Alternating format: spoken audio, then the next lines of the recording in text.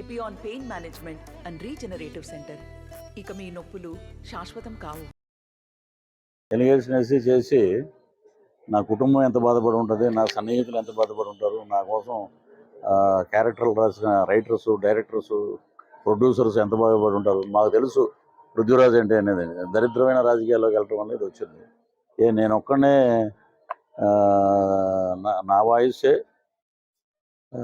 Correct, పృథ్వీరాజే correct. మరి మిగతా వాళ్ళ పరిస్థితి ఏంటి? ఉంటే అన్న ఉండాలి, లేకపోతే కొండ ఉండాలి. ఆ రెండూ లేవు. కష్టపడి పని చేసాం. తర్వాత వచ్చి ఇలాంటి దుర్మార్గుల దగ్గర మనం ఉన్నాం. కరోనాలో 50-50 ఛాన్సెస్ ఉన్నాయని చెప్పారు నాకు అప్పుడు. ఆ టైంలో మెగా ఫ్యామిలీ, మెగా కుటుంబం నుంచి నాగబాబు గారు నాకు ఫోన్ చేసి ఇమీడియట్గా నాకు బెడ్ ఇప్పించి దగ్గర బోల్డన్ని లక్షలు ఖర్చు పెట్టి పునర్జన్మనిచ్చారు వెంకటేశ్వర స్వామికి, అలాగే లక్ష్మీనరసింహస్వామికి, మెగా ఫ్యామిలీకి. ఇప్పుడు వచ్చిన శ్రీపాద వల్లభ ఆ స్వామి ఆశీస్సులు ఉండబట్టే మళ్ళీ బతికాం. అది ఈ బ్రతుక్కి ఒక సార్థకం ఉంది. కాబట్టి ఎవరో కోసం మనం మైకి పట్టుకోవాల్సిన అవసరం లేదు. మన కుటుంబం కోసం మైకి పట్టుకుందాం, మనకి జన్మనిచ్చిన వాళ్ళ కోసం మైకి పట్టుకుందాం. అందుకే జనసైనికుడిగా నేను దీంట్లోకి వచ్చాను. ఇప్పుడు ఆ దరిద్రం గురించి ప్రెస్ మీట్లో మాట్లాడతాను.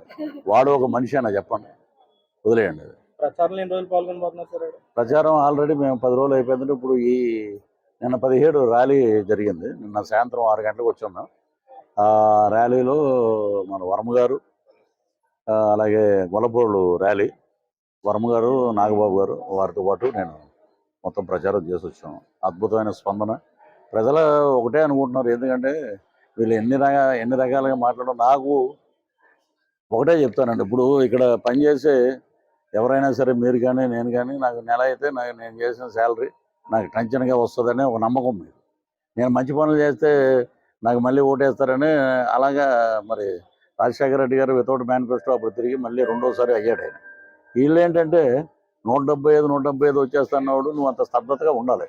నువ్వేమో ప్రతి ఒక్కడి మీద ఎదురుపడి ఈ పవన్ కళ్యాణ్ గారు అసెంబ్లీ రాకూడదు, ఏం వస్తే మీకు ఏం చేసి మీ బాగోతాలు బయటపడతాయి.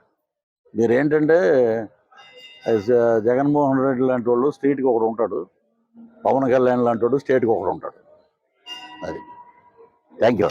మరిన్ని వీడియోస్ కోసం ఛానల్ ని సబ్స్క్రైబ్ చేయండి. లేటెస్ట్ అప్డేట్స్ కోసం వాట్సాప్ ఛానల్ ని ఫాలో చేయండి. అండ్ లింక్ డిస్క్రిప్షన్ లో ఉంది.